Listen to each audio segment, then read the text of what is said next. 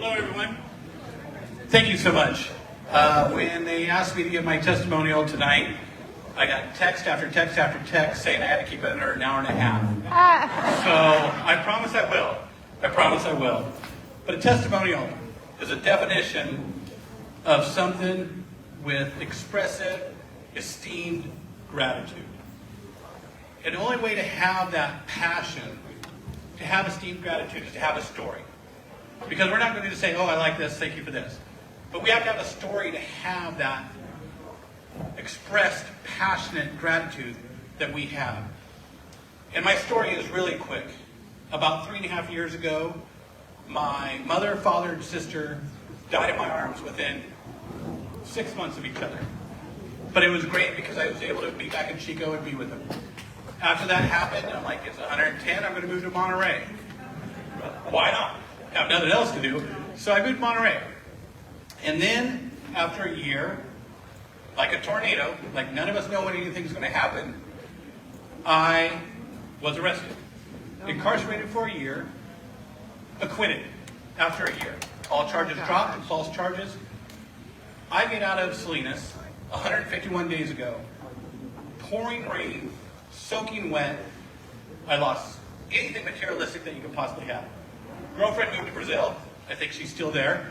But I was depleted of everything. But I still had my faith. I still had gumption. So I walked from, they didn't even give me a bus pass. I walked from Salinas to Monterey that day. Wow. Highly recommend don't do that. It's a long ways. Soaking wet in the rain.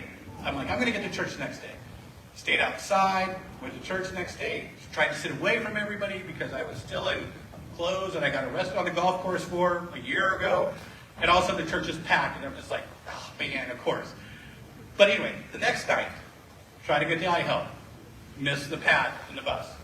Next night, I show up, they accepted me in. And from there, we have a grander thought. I'm going to get a job. I'm going to get a car. I'm going to get my house back.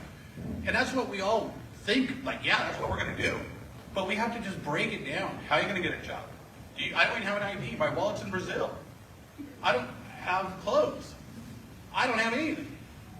And so when we start breaking things down microscopically, we realize that the grander picture has to happen in slow amounts. And we have to get up and wake up every morning and say, what am I going to do today? Oh, I'm going to go get an ID. Now I'm going to go get a place where I can get mail. Now I'm going to drop the bill. So with that, I've had in 151 days, 151 answered prayers. Because now I have a job. Full time. And believe it or not, like for some reason, I helped contacted me and said, would you like to be in the monitor? Why not? I've never done it before. Let's do it. Then from there, I just start working my butt off, trying to walk interview. Somebody hired me that was driving by and said, are you Preston? I'm like, yes. He goes, you know what? I've been meaning to get a hold of you. Somebody gave me your number. You pulled weeds for him for free. They said you're a hard worker. I own a construction company. Would you like to come work for me? I don't know anything about construction, but I'm like, heck yeah, I want to do it. So now I'm doing that. So I help at night, and I work construction 40 hours a week during the day. From there, 3 weeks later, I bought a car. Good for you. So, but in that joy, so many things had to happen on a daily basis for that to happen. And like I said, we get the grander picture. My grander picture today was, cool, I have a nice slacks I'm going to wear, a shirt. No, for some reason we work all day, and I was removing a raccoon's nest underneath a house in Carmel Village. Oh my goodness. Highly don't recommend doing that either. It could go either way, and today at least it went good. But in those things, sometimes we see big picture and we're like, okay, let's break this down what we really have to do. And with all that being said, I tell the guys all the time, they're probably listening to me, but what do I like about you? Everything. I tell them nothing. But what I love about you? Everything. Because the reason being is, I don't like the situation. I have empathy and I love them. Because I'm there every day with them. And so when we do that, we really feel love and compassion and that esteemed gratitude that we can have. And IHOPE is not the acronym of Interfaith Homeless Emergency Lodging Program.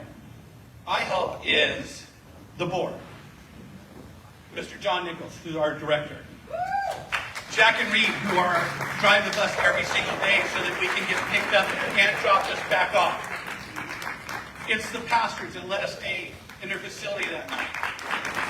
It's the volunteers that are stuck in traffic to feed us during that day.